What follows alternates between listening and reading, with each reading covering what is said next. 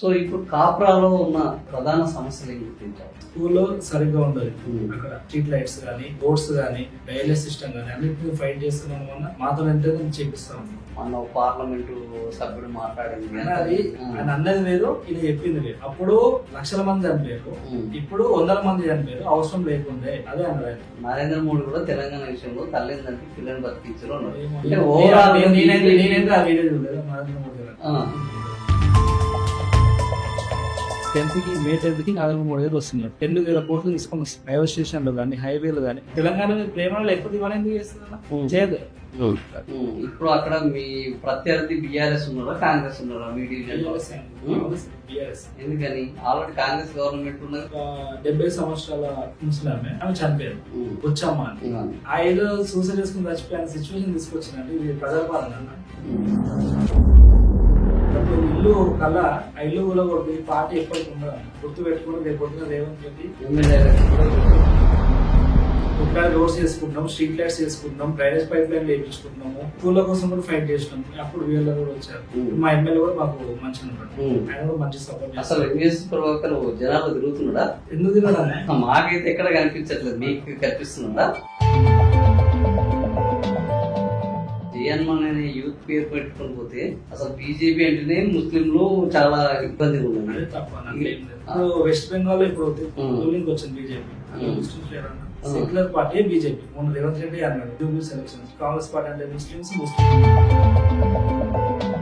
నిర్మలా సీతారామన్ ఎన్నిసార్లు అడిగినా పట్టించుకోవట్లేదని పొద్దున్న లేస్తే రేవంత్ రెడ్డి చెప్తున్నాడు. మనకు రావాల్సిన జీఎస్టీ నిధులు కూడా ఇవ్వట్లేదు చెప్పడం చెప్తున్నాం. ఇప్పుడు కాంగ్రెస్ పార్టీ అంటే అబద్ధాల పార్టీ అని అందరూ నరేంద్ర మోదీ వచ్చి జై తెలంగాణ అన్నారు. ఈడికి వచ్చినప్పుడు అన్నాడు కానీ పార్లమెంట్ లో అనలేదు అనేది కదా. కానీ కొట్లాడింది కదా బీజేపీ అన్న కదా, సుష్మా స్వరాజ్ బీజేపీ అనే కదా కొట్లాడింది కదా.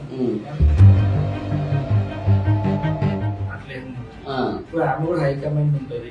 బీజేపీ యాక్సెప్ట్ చేస్తే పార్లమెంట్ లో ఎంపీ కానీ ఎమ్మెల్యే కానీ ఎవరైనా వాళ్ళు యాక్సెప్ట్ చేస్తే మాట్లాడతారు. బీజేపీలో బీసీలకు అసలు ప్రాధాన్యత లేదు అనేది ఒకటి నడుస్తున్నది. నువ్వు బీసీకి నాకు టికెట్ వస్తుందని ఆశిస్తున్నావు, అది జరుగుతుందా? మా ఎంపీ ఎవరన్నా Etela Rajender BC, Dharmapura BC MP, ఇద్దరు సెంట్రల్ మినిస్టర్. ఒక ఆయన బీసీ. బీసీలకి మంచి ప్రాధాన్యత ఇచ్చే party Bharatiya Janata party. BC CM చేస్తా అని చెప్పింది కానీ ఓపెన్ గా.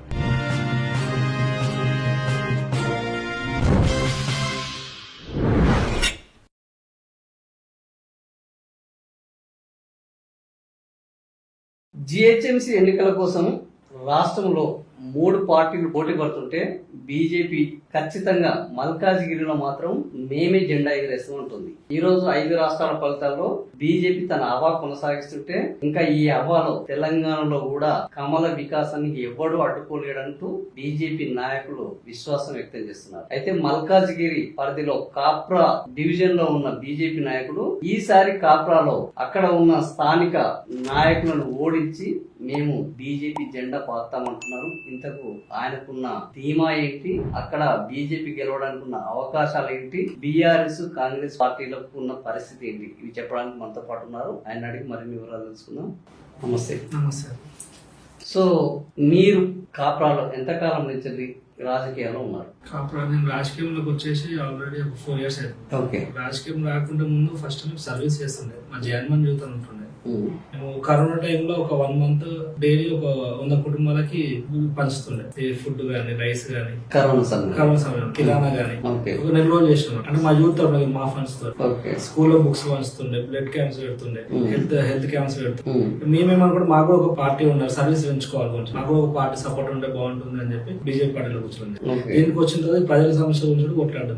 ఓకే. అంటే మీకు రాజకీయ వారసత్వం గతంలో ఏమైనా ఉందా? నువ్వే మొదటి జనరేషన్? అంటే మా తాత వరంగల్లో బీజేపీలో ఉండే అన్న, స్టేట్ కౌన్సిల్ మెంబర్ ఉమ్మడి రాష్ట్రం ఉన్నప్పుడు. అంటే తెలంగాణ ఆంధ్రప్రదేశ్ కలిసి ఉన్నప్పుడు స్టేట్ కౌన్సిల్ మెంబర్ ఉండే.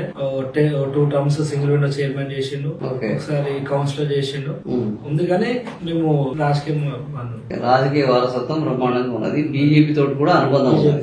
ఓకే. మా బాబాయ్ తెలంగాణ కోసం అమరవీరుడు. ఏం పేరు? అశోక్. అశోక్. ఏ ఊరు? గౌచర్ల.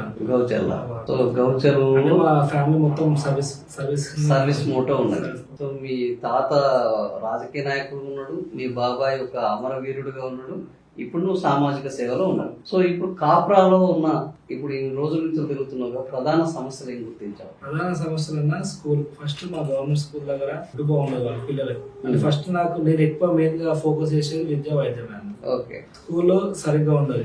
అక్కడ ఒక స్ట్రెంత్ 1500 మంది స్ట్రెంత్ ఉంటే 2 వాష్ పిల్లలు, అదొకటి ఇబ్బంది. ఒకటి గవర్నమెంట్ నిన్న నాకు కాల్ చేశారు, బస్సు చౌకని కూడా చిన్నగా ఉంటుంది. ఒక 10 మంది ఆశా వర్కర్లు, ఒక డాక్టర్ ఉంటుంది అక్కడ. వాళ్ళకి సరిపోదు, పేషెంట్ సరిపోదు అక్కడ. కానీ అక్కడ మా కాపురాలో దాదాపు 5 to 6 స్లమ్స్ ఉంటాయి.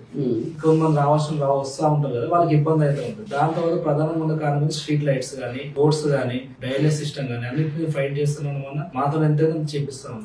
ఓకే. ఇప్పుడు అక్కడ లోకల్ గా ఇంతకు ముందు బీఆర్ఎస్ వాళ్ళు గెలిచారు, అతను కాంగ్రెస్ లోకి వెళ్ళాడు. కాంగ్రెస్ గవర్నమెంట్ ఇప్పుడు అధికారంలో ఉన్నది. బీఆర్ఎస్ కాంగ్రెస్ గతంలో అధికారంలో ఉన్నది బీఆర్ఎస్, ఇప్పుడు అధికారంలో ఉన్నది కాంగ్రెస్. ఇద్దరిని కాదని బీజేపీ క్యాండిడేట్ ని నిన్ను ఎందుకు గెలిపించాలి? మంజునాథ్ ఎందుకు గెలిపించాలి? మంజునాథ్ ఎందుకు గెలిపించాలి కదా, మేము ప్రజలతో ఉంటాం. మనం చిన్నప్పటి నుంచి మేము అక్కడ వెళ్ళి మనం చూసుకుంటున్నాం. అందరూ ప్రతి రాత్రి కానీ పొద్దున 8 time నాకు ఫోన్ చేసిన కాంగ్రెస్ బీఆర్ఎస్ వాళ్ళు ప్రజల్లో లేరని అంటున్నారు. ఉండే సమస్యలు ఉండే కదా, ఇప్పుడు వాళ్ళే కరెక్ట్ ఉండే సమస్యలు ఉండే కదా. ఇప్పుడు ప్రతి ఒక్క కాలనీకి పోయిన ఏదో ఒక సమస్య. ఇప్పుడు దాదాపు మా దగ్గర 130 కాలనీలు ఉన్నాయండి మా డివిజన్ సపరేట్ అంటారు. 130 కాలనీలో ఒక 80 కాలనీ దాకా మేము చేసిన పని ఉంటుంది. అంటే మా ఎంపీ గారి దాకా, మా ఇటల్ ఎంపీ గారి దాకా మేము చేసిన పనులు ఉన్నాయి. ఓన్లీ ఒక ఎంపీ మాకుంటే ఇన్ని పనులు చేసుకుంటాం. మేము డ్రైనేజ్ చేసుకుంటాం. వెంటనే ఒక 11 lakhs శాంక్షన్ చేసినాం ఒక colony drainage pipe line MP గారి లెటర్ మీద. రోడ్స్ చేపించిన మేము 1 kilometer దాకా రోడ్ వచ్చింది. మేము ఫైట్ చేసింది ఎంపీ గారు ఉన్నారైనా మేము అంత ధైర్యంతో ఫైట్ చేస్తున్నాం. మాకు అన్ని పనులన్నీ అయితే ఉన్నాయి, స్ట్రీట్ లైట్స్ కానీ ఇవన్నీ. ఒక ఎంపీ గారు ఒక ఎంపీ ఉన్నందుకు ఇంత పని చేస్తున్నాం. రేపు పొద్దున రాష్ట్రంలో మేము ఎలక్షన్స్, రాష్ట్రంలో మేము రూలింగ్ వచ్చినా, లేకపోతే ఇక్కడ మేము మేయర్ సీట్ కొట్టినాం, ఖచ్చితంగా కొడతాము, ఇంకెక్కువ పని చేస్తాం. ఇప్పుడు ఎమ్మెల్యే మరి ఆడ బిఎల్ఆర్ ఉన్నాడు, అవునా? ఎమ్మెల్యే బిఎల్ఆర్ ఉండగా ఎమ్మెల్యే ఫండ్స్ మరి మీకు రావు కదా? ఎమ్మెల్యే ఫండ్స్ మాకు రావు, ఎంపీ ఫండ్స్. మీరు ఓన్లీ ఎంపీ ఫండ్స్ తోటే సరిపెట్టుకుంటారా? రేపు మిమ్మల్ని గెలిపి ఎంపీ ఫండ్స్ తో సరిపెట్టుకుంటాం అన్న, ఒకటి ఎంపీ ఫండ్స్ తో సరిపెట్టుకుంటాం. బిఎల్ఆర్ కూడా మాకు పని చేయాల్సింది ఖచ్చితంగా. ఆయన ఉప్పల్కి ఎమ్మెల్యే అన్న, ఒక పార్టీకి ఎమ్మెల్యే, ఉప్పల్కి ఎమ్మెల్యే. ఉప్పల్ అందరూ ఉన్నాం, అందరు పని చేసి పని చేయాల్సిందే. ఓకే. సో ఇప్పుడు ఆయన ఫండ్స్ కూడా తీసుకొని పని చేస్తాం, ఆయన ఫండ్స్ కూడా తీసుకొని పని చేసుకుంటాం అంటే. ఓకే. సో ఇప్పుడు అక్కడ ఉన్న బీఆర్ఎస్ ఆల్రెడీ ఆయన కాంగ్రెస్ లోకి వెళ్ళిపోయాడు, అవునా? కాంగ్రెస్ పార్టీ ఇప్పుడు అధికారంలో ఉన్నది, మేమే కాంగ్రెస్ జెండా ఎగరేస్తాం అంటున్నారు. మరి కాంగ్రెస్ పార్టీ జనం కూడా ఎట్లా తయారయ్యారంటే ఎవడు అధికారంలో ఉంటే వానికి ఓటేద్దాం అనుకుంటున్నారు. మన మున్సిపల్ ఎన్నికలు ఓట్లేసారు, పంచాయతీ ఎన్నికలు ఓట్లేసారు. ఇప్పుడు కార్పొరేషన్ లో నీకేస్తానన్న నమ్మకం ఏంటి? బీజేపీకి ఇస్తానన్న నమ్మకం ఏంటి? నాకని కాదు, కాపురాలు ఈసారి ఖచ్చితంగా బీజేపీ మేయర్ కొడుతుంది. కాపురాలు కూడా బీజేపీ జెండా ఎగిరేస్తాం. ఎందుకంటే ప్రతి ఒక్క కాలనీకి వెళ్తాం, మన సమస్యలు తెలుసుకుంటాం, సమస్యలు చేస్తూ ఉంటాం కాబట్టి. వేరే పార్టీలు ఎవరు అట్లా లేరు. ఒకరు వాళ్ళు పైన చేసుకొని సోషల్ మీడియా చూపించుకున్నట్టు చేసుకుంటారు తప్ప, మేము గ్రౌండ్ లెవెల్ లో వెళ్తాం. గ్రౌండ్ ప్రజల సమస్యలు మాకు తెలుసు, వాళ్ళతో మంచి రిలేషన్స్ ఉన్నాయి. ఎవరికి ఏమైనా మేము అక్కడ అన్నగా ఉంటాం. అప్పుడు బీఆర్ఎస్ కాంగ్రెస్ బీజేపీ బాగా బదనాలు చేస్తున్నారు. ఏంటంటే బీజేపీ తెలంగాణ వ్యతిరేక పార్టీ అని మన పార్లమెంటు సభ్యుడు మాట్లాడింది. అది అందరికి అర్థం కాదు. ఆయన అన్నది వేరు, ఈయన చెప్పింది వేరు. ఆయన ఏమన్నాడు, అప్పుడు 1,00,000 మంది చనిపోయారు, ఇప్పుడు 100 మంది చనిపోయారు, అవసరం లేకుండే అదే అన్నాడు ఆయన. ఆయన వర్షన్ వేరు ఉంది, ఇల్లు చేసే వర్షన్ వేరు ఉంది. కాంగ్రెస్ పార్టీ కూడా తెలుసు బీఆర్ఎస్ కూడా అదే చెప్తున్నారు. కాంగ్రెస్ పార్టీ ఒకటే కదా, ఇప్పుడు వాళ్ళిద్దరు వ్యతిరేకం కదా, వాళ్ళు చెప్తారు అట్లా. ఉన్నది లేదంటే ఆయన వర్షన్ వేరే ఉండే, వీళ్ళు వర్షన్ వేరే ఉండే, వీళ్ళు అట్లా చెప్తారు. నరేంద్ర మోడీ కూడా తెలంగాణ విషయంలో తల్లిని చంపి పిల్లల్ని బతికించారు అన్నారు. నేనైతే ఆ వీడియో చూడలేదు నరేంద్ర మోడీ ఇంతవరకు చూడలేదు. అంత పెద్ద ఇప్పుడు ఒకటి బీజేపీ వచ్చి సుష్మా స్వరాజ్ గారు కొట్లాడలేదన్న, పార్లమెంట్ లో కొట్లాడారు. బీజేపీ కదా నరేంద్ర మోడీ వచ్చి జై తెలంగాణ అనలేదు. ఈడికి వచ్చినప్పుడు అన్నాడు కానీ పార్లమెంట్ లో అనలేదు అనేది కదా. కానీ కొట్లాడదు కదా, బీజేపీ కదన్న సుష్మా స్వరాజ్, బీజేపీ కదా కొట్లాడింది కదా. సుష్మా స్వరాజ్ ఇప్పుడు లేదు, ఆమె ఉండుంటే పరిస్థితి వేరేది అని అంటున్నారు. సుష్మా స్వరాజ్ ఒక్కతే బీజేపీ కోసం కొట్లాడారు, తెలంగాణ కోసం. బీజేపీ తెలంగాణ నుంచి సుష్మా స్వరాజ్ ఒక్కరే తెలంగాణ కావాలని మాట్లాడారు. ఆమె వల్లనే తెలంగాణ అనేది బీజేపీ నినాదం అయింది. ఇప్పుడు ఆమె లేదు కాబట్టి ఇప్పుడు అంతా తెలంగాణ వ్యతిరేకమైంది బీజేపీ.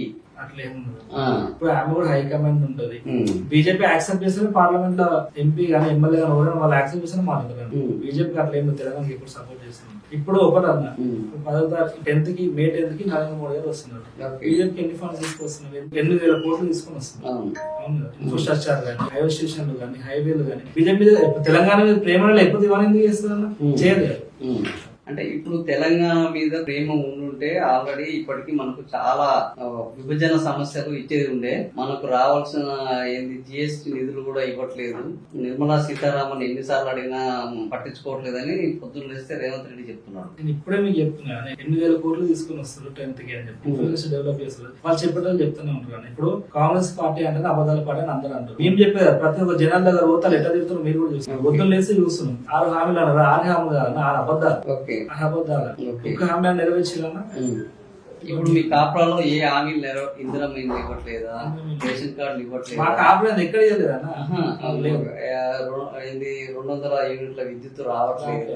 ఏ ఒక్క హామీ నెరవేరట్లేదు. ఫ్రీ బస్ ఒకటి అని చెప్తున్నారు తప్ప ఆ ఫ్రీ బస్ అప్పుడు ఉన్నంత బస్సులు మేము గమనించింది ఏంటంటే ఎప్పుడైతే ఫ్రీ బస్ లేకముందుకు ఎన్ని బస్సులు ఇప్పుడు అన్ని బస్సులు లేవు. వాళ్ళు కూడా తీసుకుంటారు. వాళ్ళు కూడా ఒక బస్ డిపో ఉన్నది అంతేనా?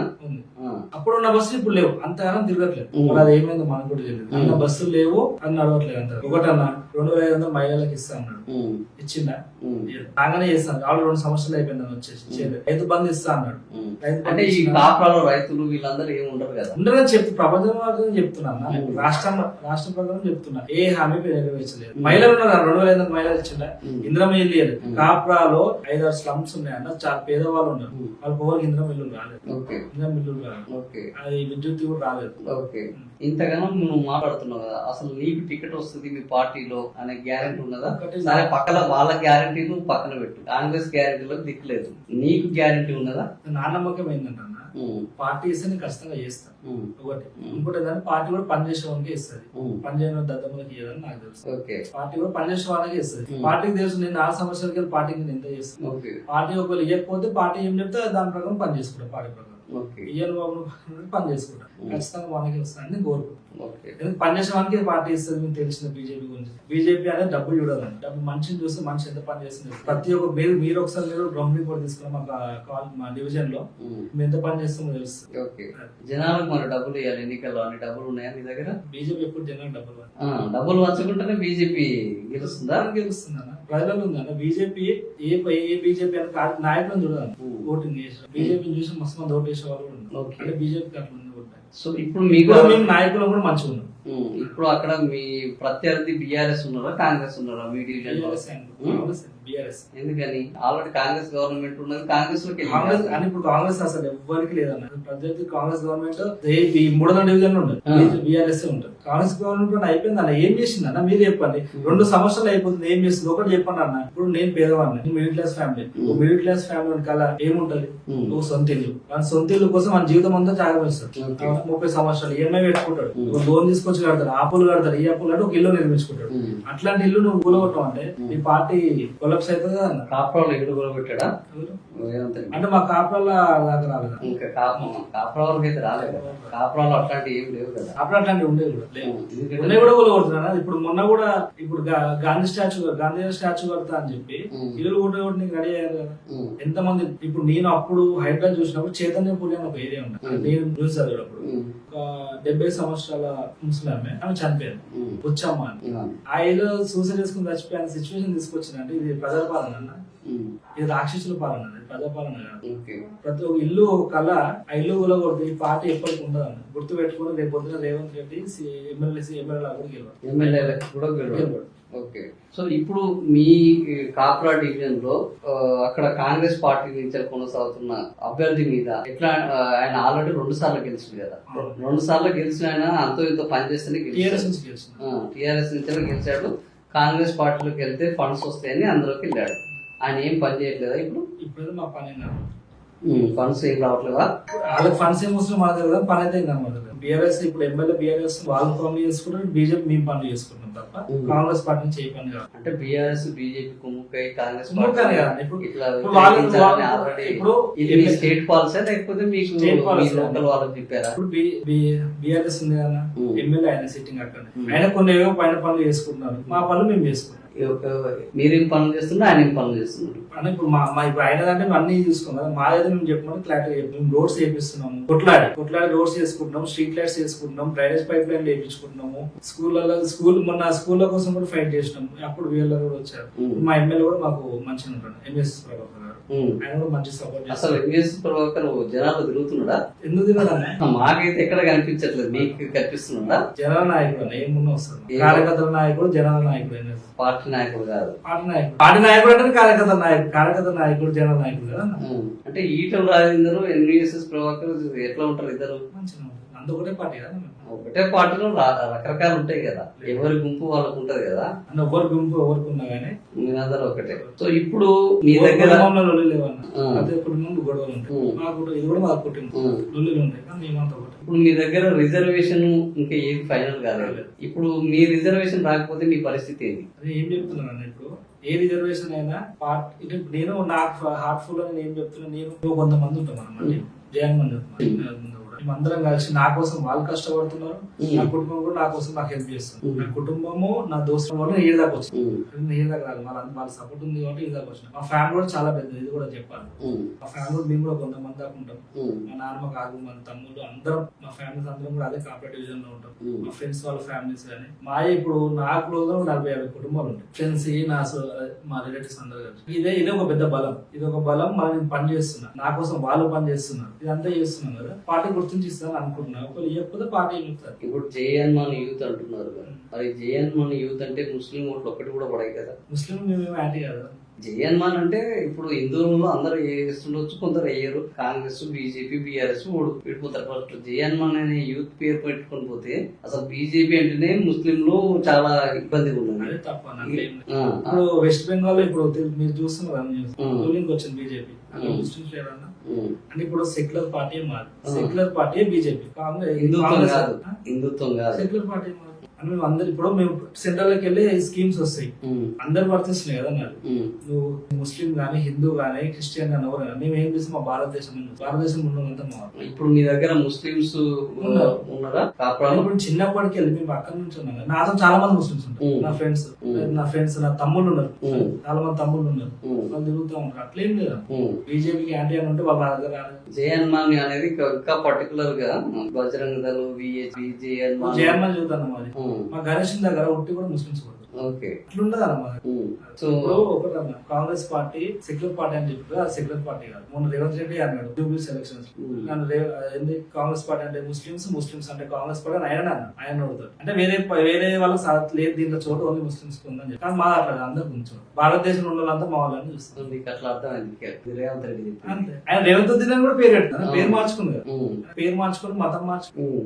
సో రాజకీయాలు ఇట్లా కామన్ గా చెప్తుంటారు, దాన్ని రాజేందరు రకరకాలుగా చెప్పుకుంటుంటాడు. అదే అన్న ఇప్పుడు మీరు తెలంగాణ మొత్తం చూసిన అన్నలాంటి నాయకులు లేరన్న. నేను చూసినప్పుడు పొద్దున 8 గంటలకు వస్తాను బయటికి. నేను అక్కడ అన్న వాళ్ళ ఇంటికి వెళ్తా ఉంటాడు. 8 గంటలకు వెళ్ళి 10 కానీ 12 కానీ అక్కడనే ఉంటాడు. ప్రైవేట్ సమస్యలు అన్ని వింటాడు, అందరు సొల్యూషన్ చేస్తారు. అప్పుడు బయటికి వెళ్తాడు. వేరే ఈవెంట్స్ కానీ ఏమైనా ఉన్నా కానీ మీటింగ్స్ ఉన్నా అప్పుడు బయటికి వెళ్ళి చేస్తాడు. ఇప్పుడు ఈ జనరేషన్ ఈ టైంలో కార్పొరేట్ కూడా మనకు టైం ఇస్తాడు, ఒక ఎంపీ మనకు టైం ఇస్తుంది. పోతున్నాం అందరం సమస్యలు చెప్తారు. ఇక్కడ ఏ పార్టీ బీజేపీ పార్టీ వాళ్ళు వస్తారని ఏం లేదన్న. బీజేపీ వాళ్ళు వస్తారు, కాంగ్రెస్ వాళ్ళు వస్తారు, టీఆర్ఎస్ వాళ్ళు అందరు వస్తారు. అందరు పని చేపించుకున్నారు. జనాలు వస్తారు, జనాలు అక్కడి నుంచి జనాలు వస్తారు, పని చేసుకున్నారు. కాంగ్రెస్ పార్టీ కార్యకర్తలు, బీఆర్ఎస్ కార్యకర్తలు అని కాదు. ఇప్పుడు కొంతమంది ఓటేస్తారు ఇంట్లో కార్యకర్తలు, వాళ్ళు కూడా వస్తారు కదా. అందరు పని మీ మాటలు చూడడం. కాంగ్రెస్ పార్టీ బీజేపీ బీఆర్ఎస్ అందరు చూసుకుని పని చేసుకుంటారు. పొద్దున టిఫిన్ అదొకటి ఏ టైం ఇచ్చి పక్కన పెట్టినా టైం ఇయ్యడు మనకి ఫుడ్ కాదు. ఒక మంచి కూడా ఏ లీడర్ కూడా అంటే వేరే వాళ్ళు అన్నకి పొద్దున పోవడం టిఫిన్ ప్రతి ఒక్కరు ఎవరైనా తినేవాళ్ళు ఎవరైనా చేయి కడగాలని చెప్తారు. లంచ్ కానీ డిన్నర్ కానీ అక్కడ అట్లా నాయకుడు ఏడు దొరకడం నా ఇన్స్పిరేషన్. సరే ఈటల రాజేందర్ బాగానే ఉన్నారు. ఇప్పుడు మరి అక్కడ మీ స్థానికంగా బీజేపీ లీడర్లు ఎట్లా ఉన్నారు? ఇప్పుడు నువ్వు ఒక్కడి నీకంటే సీనియర్లు చాలా మంది ఉన్నారు కదా కాపురాలు. సీనియర్లు అందరూ సపోర్ట్ చేస్తూ కూడా నేను ఇంత పనులు చేసుకుంటున్నాను. పని చేస్తే అంటే అందరూ ఓకే అంటారు, కానీ సీటు కాడికి వచ్చేసరికి మేమే ఉన్నాం అంటారు కదా. నేనేం చెప్తున్నాను, నేను పని చేస్తున్నా, పార్టీ గుర్తించి నాకు ఇచ్చింది కొన్ని చేస్తాను. లేకపోతే పార్టీ ఏం చెప్తా చేసుకుంటూ పోతా. ఓకే పార్టీ గైడ్ లైన్స్ మీద ఉంటా నేను అంటున్నాను. పార్టీ ఏదో పని చేసేవాళ్ళకి ఇస్తుంది అన్న. అంటే మిగతా మీ సీనియర్లు ఎవరు అక్కడ పని చేయట్లేదా? ఇప్పుడు అంటే చేస్తున్నారు వాళ్ళు కూడా. వాళ్ళకి నా నమ్మకం అనేది నా నమ్మకం. అంటే అంటే ఒకసారి గ్రౌండ్ ఆల్అవుట్ గ్రౌండ్ చూస్తారు కదా, ఎవరు ఏం చేస్తున్నారు, ఎవరు పని చేస్తున్నారు, ఏం చేయాలి. రేపు అవునన్నా కాదన్నా బీజేపీ, కాంగ్రెస్, బీఆర్ఎస్ 3 పోటీ పడితే అందులో కాంగ్రెస్ అధికారంలో ఉంటారు, బీఆర్ఎస్ మేమే అధికారంలోకి వస్తుంటారు. బీజేపీ తరపు నుంచి నీ నినాదం ఏముంటది? ఏమి వస్తుందన్న, ఇప్పుడు 10 సంవత్సరాలు బీఆర్ఎస్ ని చూసి ఈ 2 సంవత్సరాలలో ఇలా చూసి ఎప్పుడే వద్దనుకుంటాం. నెక్స్ట్ వచ్చేది మేమే. నెక్స్ట్ కార్పొరేట్ ఎలక్షన్స్ లో మేమే వస్తాం, అసెంబ్లీ ఎలక్షన్ కూడా మేమే వస్తాం. సో ఇప్పుడు అక్కడ నీ మేనిఫెస్టో ఏంది అని మీ ప్రజలు అడిగితే నీ మేనిఫెస్టో ఏంటి కార్పొరేట్ సంబంధించి? ఇప్పుడు నాకన్నా నేను ఇన్ని రోజులు 4 సంవత్సరాల నుంచి తిరుగుతున్నా కూడా నాకు ప్రజల కష్టాలు తెలుసు, ఆడ ఏం ప్రాబ్లమ్స్ ఉన్నాయో తెలుసు. ఫస్ట్ నేను మేమే చూసేది విద్యా వైద్యం. మీకు ముందు కూడా చెప్పిన గవర్నమెంట్ స్కూల్స్ మంచి డెవలప్ కావాలి. ఒకటి గవర్నమెంట్ హాస్పిటల్ ఒకటి కొత్తగా కట్టాలి, అక్కడ స్పేస్ లేదు. ఇంకోటి ఈ సమస్యలన్నీ తీరిపోవాలి. అంటే రాష్ట్ర ప్రభుత్వం యొక్క అండ లేకుంటే ఇవన్నీ చేయొచ్చా? ఈ మేనిఫెస్టోని రేపు ఈ 2.5 ఏళ్ళు అయితే రాష్ట్ర ప్రభుత్వం ఉండదు, అవునా? ఈ రాష్ట్ర ప్రభుత్వం అండ లేకుండా మీరు చెప్పిన ఈ 2.5 ఏళ్ళు కొనసాగించవచ్చు. ఇవన్నీ కొట్లాడి తెచ్చుకుంటాం కదా. కొట్లాడంటే డ్రైనేజ్ తెచ్చుకోవచ్చు, స్ట్రీట్ లైట్ తెచ్చుకోవచ్చు, హాస్పిటల్ కావాలన్నా కొట్లాడి ఎంపీ గారు సపోర్ట్ తో తెచ్చుకుంటాం. మా ఎమ్మెల్యే గారు ఉన్నారు, మా ఎమ్మెల్యే గారు మాత్రం కొట్లాడతారు మాతో పాటు, ఎన్ఎస్ఎస్ ప్రభాకర్ గారు. అట్లా మా ఎంపీఆర్ మాకు సపోర్ట్ చేస్తారు. ఈ పనులన్నీ అవుతున్నాయి. లేకపోతే హాస్పిటల్ కూడా అవుతుంది. ఇప్పుడు అన్నీ ఓరింటి కోసం ఓడి కొట్లాడతలేదు, ప్రజల కోసమే కొట్లాడతారు. ఓకే, అంతే. ఇప్పుడు బీఆర్ఎస్ బీజేపీ పనులు చేస్తే రేపు కాంగ్రెస్ మళ్ళీ అధికారంలోకి ఎందుకు వస్తుంది? బీజేపీ ఉన్న చోట బీజేపీ వాళ్ళ కోసం కాంగ్రెస్ పార్టీ పనిచేయదు కదా. బీజేపీ పార్టీ మా ఇంటికి పని చేయమంటలే, మన ప్రజల కోసం పని చేయమని చెప్తాం. హాస్పిటల్ కావాలని చెప్తున్నాం. అక్కడ 10 మంది ఆశా వర్కర్లు ఉన్నారన్న, ఒక డాక్టర్ ఉంది. వాళ్ళు పోతే వాళ్ళే సరిపోరు హాస్పిటల్. చిన్న దాంట్లో వాళ్ళే సరిపోరు, పెద్దది దానికోసం కొట్లాడు. గవర్నమెంట్ స్కూల్ వల్ల మా దగ్గర స్లమ్లు ఎక్కువ ఉన్నాయి. నేను స్లమ్ లోనే ఉంటాను, స్లమ్లు ఎక్కువ ఉన్నాయి. మాకు బాధలు తెలుసు. ప్రైవేట్ ఇప్పుడు గవర్నమెంట్ స్కూల్ బాగాలేదని చెప్పి ప్రైవేట్ స్కూల్ పంపిస్తున్నారు, డబ్బులు కట్టలేకుండా. డబ్బులు కలిగి ఇబ్బంది. అదే గవర్నమెంట్ స్కూల్ మంచిగా ఆ స్కూల్ కింద పంపిస్తారు. ఇక్కడ ఫుడ్ మంచిగా లేదు, వాష్రూమ్స్ మంచిగా లేదు, వాళ్ళకి చక్కగా అందట్లేదు. అవన్నీ అన్ని మంచిగా అందాలి, అన్ని బాగుండదని చెప్పి ఫైట్ చేస్తారు. గత 10 ఏళ్ళు బీఆర్ఎస్ ఉన్నది, ఈ 2.5 ఏళ్ళ నుంచి వీళ్ళు ఉన్నారు, కాంగ్రెస్ వాళ్ళు ఉన్నారు. ఈ 2 ప్రభుత్వాలలో ఎవరు చేసిన పనులు ఎట్లా ఉన్నాయి? ఎవరు ఏం చేయలేదు. కాకుండా ఎవరు డెవలప్ చేయలేదు. ఏం డెవలప్ చేయలేదు అంటే రెగ్యులర్ చేసేది స్ట్రీట్ లైట్స్ వేయాలి, రోడ్స్ వేయాలి, ఇవే. అవి కూడా ఎప్పుడో ఒకసారి. ఇప్పుడు నువ్వు వచ్చినా కూడా స్ట్రీట్ లైట్స్ అవే కదా, రోడ్ 5 days చేస్తున్నారు కదా. ఒకసారి చేసినా అవే కదా, అవే చేస్తారు అంటే వాళ్ళు ఎట్లా చేస్తున్నారు అంటే సంవత్సరానికి అంటే ఇప్పుడు డేట్ గా ఇది చెయ్యాలి కదా, అట్లా ఉండదు. జనాల కోసం కొత్త సంవత్సరం కోసం చూస్తూ ఉంటాం, చేస్తాము. కొత్త సమస్యలు ఏమున్నాయి ఇవే కాకుండా మాకు కనబడే మేము చేస్తూ ఉంటాం. మేము పొద్దున్న లేసి దాని నుంచి కొట్లాడుతుంటాం. ప్రజల సమస్యల మీద తిరుగుతాం, ప్రజలతోనే ఉంటాం. చిన్న పక్కన పెరిగింది నాకు అప్రాలండి అని అందరూ చూస్తారు. ప్రతి ఒక్కరు వచ్చి మా ఇంటికి వచ్చి చెప్పిపోతారు, మంచిగా స్ట్రీట్ లైట్ పని చేస్తలేదు, మంచిగా రోడ్ బాగాలేదు, మాకు లైట్ వస్తలేదు, వాటర్ సర్వీస్. బీజేపీలో బీసీలకు అసలు ప్రాధాన్యత లేదు అనేది ఒకటి నడుస్తున్నది. బీసీకి నాకు టికెట్ వస్తుందని ఆశిస్తున్నావు, అది జరుగుతుందా? మా ఎంపీ ఎవరన్నా ఈటల రాజేందర్ బీసీ కదా, Dharmapura Arvind BC MP, central minister అన్న, 2 సెంట్రల్ మినిస్టర్, ఒక ఆయన బీసీ అధికారం. బీసీలకి మంచి ప్రాధాన్యత ఇచ్చే party Bharatiya Janata party. BC CM చేస్తా అని చెప్పింది అన్న ఓపెన్ గా, నరేంద్ర మోడీ గారు చెప్పారు. అయితే నమ్మకం ఉందా? ఉంది. ఆ బీసీ సీఎం అంటే ఇప్పుడు సెంట్రల్ మినిస్టర్ బీసీ ఉన్నాడు, 2 ఎంపీలు బీసీ ఉన్నారు, చాలా మంది డివిజన్ ప్రెసిడెంట్లు బీసీ ఉన్నారు, చాలా మంది కార్యకర్తలు బీసీ ఉన్నారు. ఇప్పుడు రేపు వచ్చే కార్పొరేషన్ ఎన్నికల్లో ఇప్పుడు నేను యువత అధ్యక్షుడు, నేను కూడా బీసీ కదా. ఇప్పుడు నా నాయబ్రాహ్మణ్ కులం బీసీ, వాళ్ళు తక్కువ రాజకీయంలో. నన్ను కూడా మోటివేట్ చేసి నన్ను ముందు తీసుకొని భారతీయ జనతా పార్టీ బీసీలకు పట్టం కడతామని, అంతేనా? సో బీసీ వాదంతో రేపు రిజర్వేషన్ బీసీలకు రాకపోతే పరిస్థితి ఏంటి? బీసీ సీఎం కాకపోతే అంటారు. బీసీ రిజర్వేషన్ ఇప్పుడు ఎస్సీ రిజర్వేషన్ ఉంది కదా, మళ్ళా ఎస్సీ రిజర్వేషన్ అయితే మంజునాథ్ పరిస్థితి ఏంటి? బీసీ వాదం ఏమైపోయింది? బీజేపీ నుంచి ఎవరో తెచ్చి గెలిపించుకుంటాం అంతే. ఆడ భారతీయ జనతా పార్టీ జెండా ఎగరాలి, కాపురాలు ఎందుకోసం ఎగరాలి? ప్రజల సమస్యలు చేయాలి. ఇప్పుడు కొట్లాడి తెచ్చుకున్నది, అప్పుడు నేను కొట్లాడే అవసరం లేదు, మేము మంచి తెచ్చేసుకుంటాం కదా, ఇంత ఇబ్బంది ఉండదు, జల్ది అయిపోయింది ప్రజల సమస్యలు. సో ఇప్పుడు ఈ 100 రోజుల ప్రణాళిక నడుస్తున్నది, ఆ 100 రోజుల ప్రణాళిక కాపురాలో ఎట్లా నడుస్తున్నది? మా దగ్గర ఏం లేదా లేదన్నా, ఫుల్ ప్రిపేర్ అయ్యించినవా? ప్రిపేర్ అంటే ఏం లేదు అక్కడ అసలు ఏమి అధికారులను దాన్ని ప్రశ్నించట్లేదా? అధికారులను ప్రశ్నించాలని చెప్తున్నారు కదా. 100 రోజుల ప్రణాళిక కాంగ్రెస్ పార్టీ ఏం చేస్తలేదు. బిఎల్ఆర్ ఉన్నాడు కదా, నీకు నచ్చిన నాయకుడు బిఎల్ఆర్ ఉన్నాడు. నచ్చిన నాయకుడు ఎందుకు? ఆయన వేరే పార్టీ, మేము వేరే పార్టీ.